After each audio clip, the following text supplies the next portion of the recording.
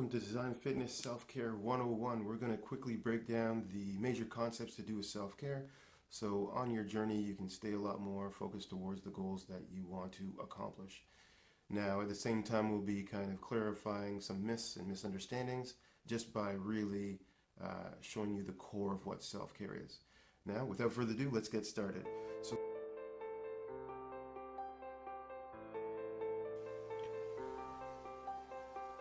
We live in a fast-paced world, and with the little downtime we have, our bodies accumulate stress physically, mentally, and emotionally. With this continuing buildup of stress, our health will start to diminish. We'll start to feel pains, aches, and discomforts. We'll start to get emotionally overwhelmed, overburdened, frustrated, anxious, and our overall health and lifestyle will start to go downhill. If we're able to address stress directly, then we'd be able to restore our health. The issues that we call aging would not happen till well into our later years. We'd be able to be happy, carefree, focused, driven, motivated, and able to do the things that we did in our 30s well into our 50s.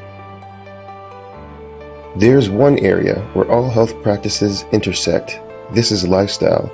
If we can use self-care to take on our day-to-day challenges and reduce our stress right at the source, then we're able to increase a lifestyle that supports health and is able to combat the stressors immediately.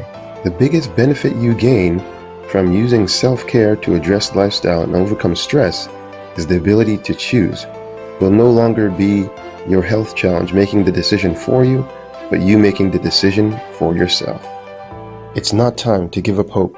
Book your self-care lifestyle assessment today. For more information, feel free to email us at designfitness.ca and we'll get back to you with that. And also leave your comments and concerns down below and I'll be happy to address them. Again, we only took a quick look at what I think the most moral points of self-care are,